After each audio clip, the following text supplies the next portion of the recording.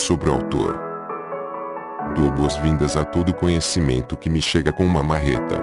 Marreto tudo aquilo que me é apresentado para verificar sua consistência. Se esfacela diante de meus olhos, penso, eis um grande castelo de sonhos erigido por criaturas frágeis. Se subsiste, dou-lhe boas-vindas como mais um cômodo na morada onde habita meu pensamento. Não importa que a realidade desmorone sobre minha cabeça ante minhas próprias investidas autodestrutivas. Autocrítica, para mim, sempre será uma austeridade imprescindível. Nisso está a honestidade. Meu nome é André Disporicancian. Nasci no dia 19 de fevereiro de 1982, numa pequena cidade do interior de São Paulo chamada Catanduva. Foi como autodidata que fiz meus estudos sobre os assuntos que abordo aqui. Passei a ter um contato mais profundo com a filosofia e com a ciência a partir dos 17 anos de idade, e entre algumas das influências que foram mais marcantes em meu pensamento e minha visão de mundo estão os nomes Nietzsche, Schopenhauer, Seurat, Freud, Pessoa, Rousseau, Sagan e Dawkins. Por isso sempre digo, com algum toque de humor negro, que quase todos os meus amigos estão mortos, e só me deixaram seus livros, mas antes os amigos mortos que os imaginários. Em todo caso, vê-se que meus principais interesses gravitam ao redor da ciência, da filosofia e da psicologia. Atualmente, administro 2 portais na internet que abordam o livre pensamento, ateos.net Paraíso Nihilista, nihilismo.net. O ateos.net representa minha defesa filosófica e científica do ateísmo, com o objetivo de que esta seja o mais imparcial possível. O Paraíso Nihilista, por sua vez, é onde escrevo sem qualquer objetivo ou compromisso necessário com coisa alguma. É meu espaço individual, construído segundo meus gostos pessoais, no qual publico reflexões, textos e poemas esporadicamente. Assumidamente, sou ateu desde os 14 anos, pois na cidade alcancei maturidade intelectual suficiente para pensar a respeito de tais assuntos de modo crítico. Entretanto, tomando-se a definição correta de ateísmo, que é a ausência de crença na existência de deuses, então se pode dizer que sempre fui ateu, antes implícito, agora explícito. Portanto, nunca escolhi o ateísmo. Nasci ateu e permaneço como tal até hoje. Permaneço ateu porque o ateísmo me parece a posição mais sensata ante a ausência de evidências para a existência de um Deus.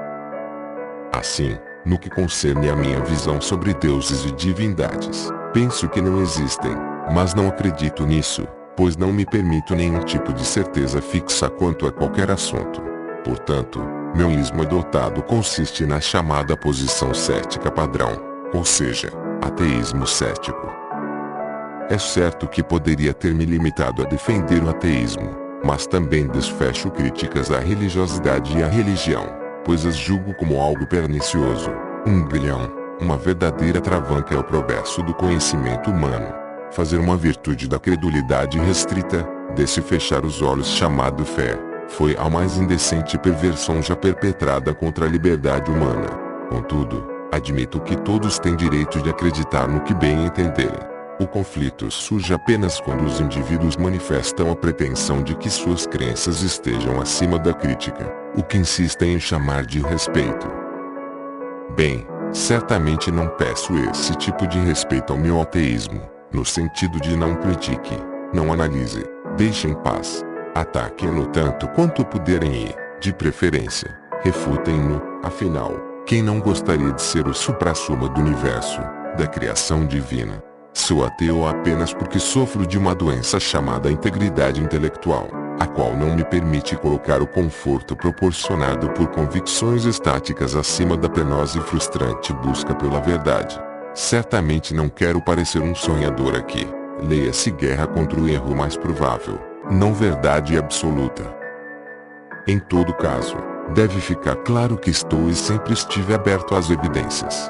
Não sou ateu simplesmente porque decidi que nenhum Deus existe. Ponto final.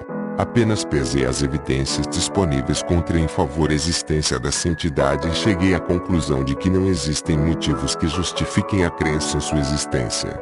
Se, por exemplo, chegasse a mim um indivíduo que pudesse demonstrar categoricamente a existência de um Deus, não há qualquer dúvida quanto a isto, deixaria de ser ateu no mesmo instante. Não sou e nunca serei um ateu irrevogavelmente convicto, pois, como corretamente afirmou Nietzsche, homens convictos são prisioneiros. Desse modo, como um livre pensador, manterei sempre minha mente aberta.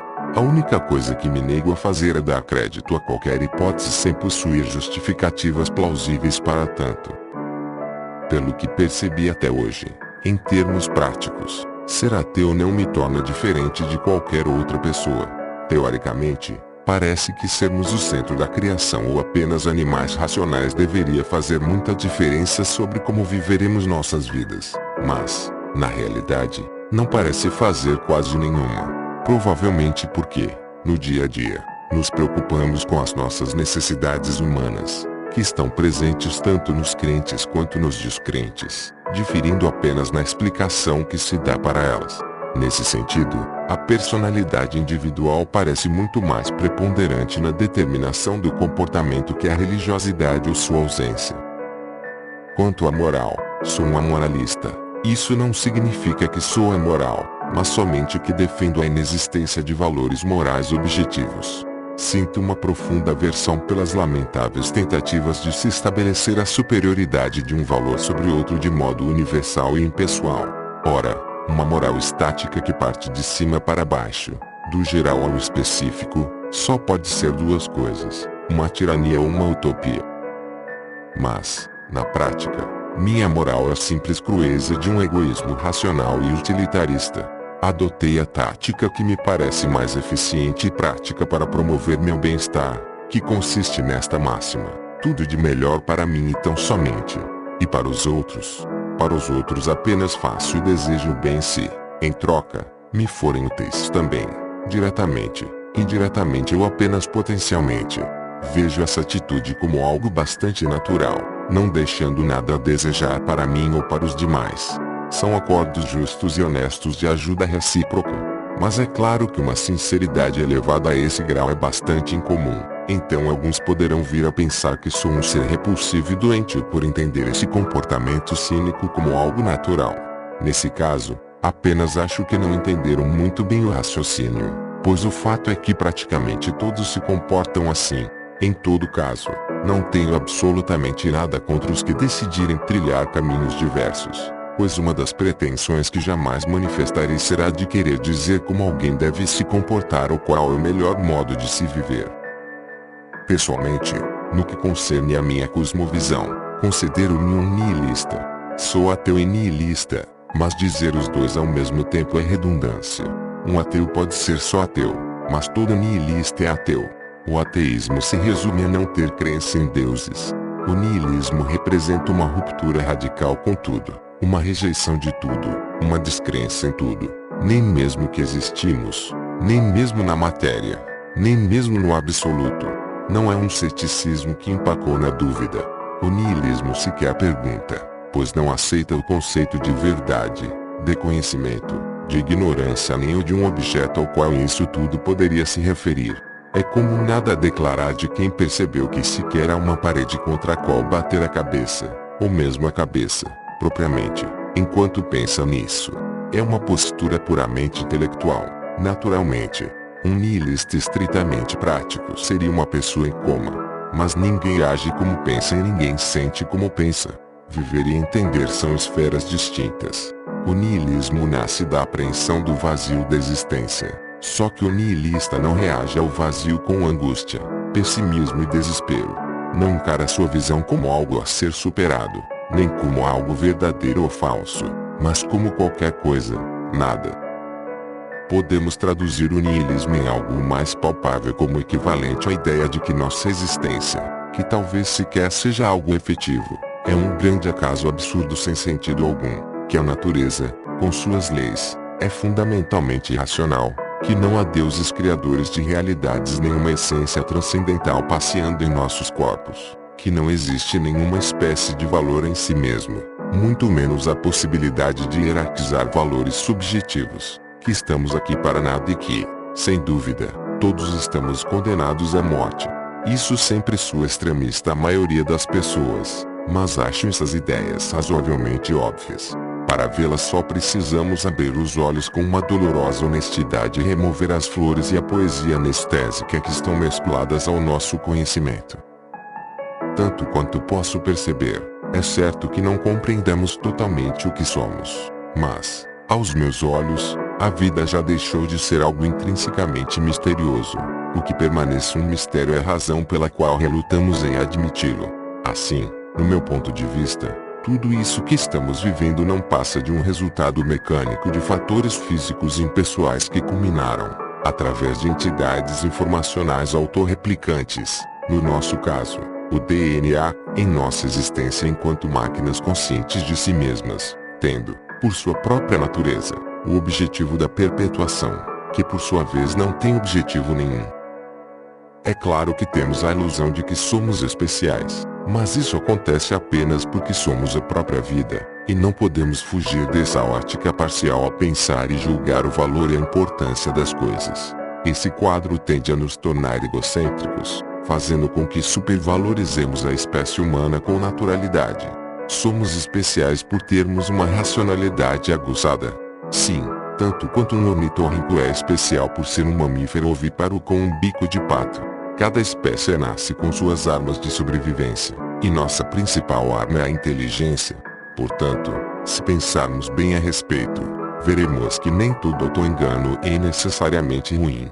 Nossas crenças errôneas podem não condizer com os fatos, mas é provável que encontraremos nelas algum valor se as interpretarmos em função de sua utilidade à vida. Esse modo de ver as coisas, entretanto, não é pessimismo. Trata-se meramente de uma constatação objetiva. Não afirmo que a vida é uma grande desgraça ou sofrimento puro, visto que isso é subjetivo e depende inteiramente de como olhamos para a realidade. A vida ser uma bênção ou um fardo depende dos olhos e das peculiaridades de cada um.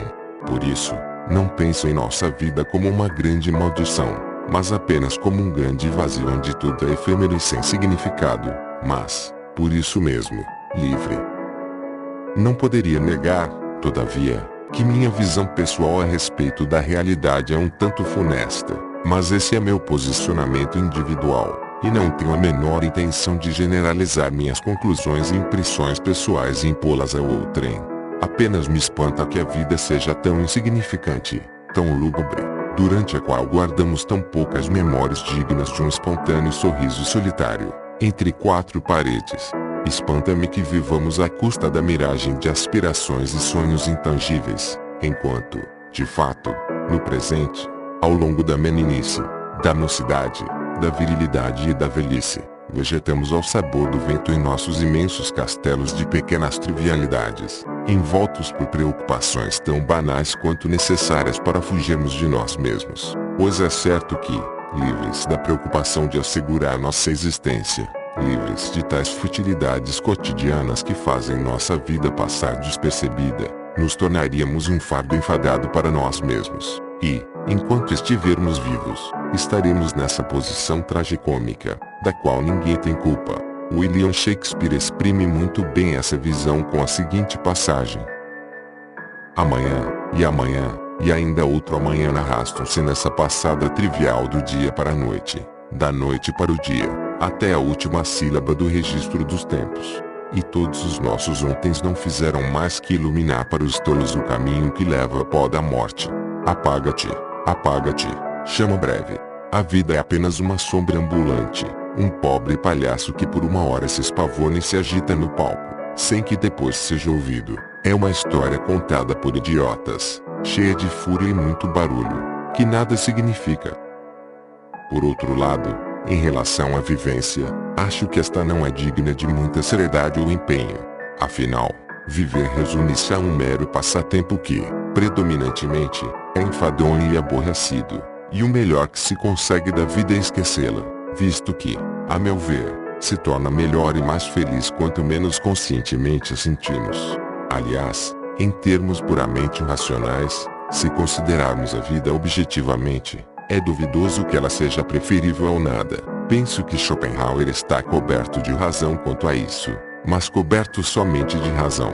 Não somos seres puramente objetivos e racionais, obviamente. O fato de nos agarrarmos de um modo tão desesperadamente apaixonado à vida, apesar de suas infindáveis atribulações, penso, não tem qualquer fundamentação lógica. Assemelhamos-nos a relógios de corda que não sabem por que ainda andam. Isso tudo parece acontecer devido ao nosso instinto básico de autopreservação, um cruento legado de nosso passado evolutivo. No que diz respeito à infamada morte, não vejo nenhum mistério. Preocupar-se com a morte em si mesmo me parece uma das mais eficientes formas de perder tempo com elucubrações sem sentido, e tratá-la como um grande enigma insondável me parece uma grande tolice cujo objetivo é permitir o cultivo de esperanças infantis a respeito de uma possível vida post-mortem. Por que nos custa tanto aceitar que a morte faz parte do mecanismo de funcionamento da vida? Não é preciso pensar muito para concluir isso, basta observar. Somos animais que nascem, crescem, reproduzem-se e morrem, como quaisquer outros. Apenas nascemos e temos um intervalo indefinido de tempo para fazermos ou tentarmos fazer o que quisermos de nossas vidas, e depois a morte simplesmente marca o fim de nossa existência enquanto um sistema biológico. Por isso, não tenho qualquer problema em aceitá-la com naturalidade. Temer a morte seria o equivalente a temer uma boa e eterna noite de sono profundo. Na verdade, faria muito mais sentido temer a vida. De qualquer modo, quem se detém nesse ponto por alguns instantes logo percebe como a noção que temos da morte afeta nosso modo de viver. Nesse particular, acho que uma citação de Montaigne servirá para elucidar meu ponto de vista. Meditar sobre a morte é meditar sobre a liberdade. Quem aprendeu a morrer, desaprendeu de servir. Nenhum mal atingirá quem na existência compreendeu que a privação da vida não é um mal. Saber morrer nos exime de toda sujeição e coação. Enfim, devemos acreditar em hipóteses que, atualmente, não podem reivindicar para si qualquer respaldo da realidade conhecida, que fazem de nós mesmos o que não somos, mas gostaríamos de ser, apenas porque isso conforta. Ou devemos encarar a realidade e a natureza humana com honestidade, tais quais se apresentam a nós? A escolha de cada um, pois ninguém tem a obrigação de ser ateu, cético, materialista, livre pensador, nihilista, racional, científico ou mesmo coerente. Mas, pessoalmente, fico com a segunda opção, pois meu desejo nunca foi simplesmente acreditar, mas saber, ainda que, para mim, isso significa admitir-me ignorante, possuidor de um conhecimento que é sempre provisório. Mesmo assim, sempre preferirei a honestidade da dúvida, ela que insiste em pôr em questão tudo aquilo que já foi solucionado. É esse o tipo de consciência que considero de primeira importância para que haja progresso em qualquer tipo de conhecimento.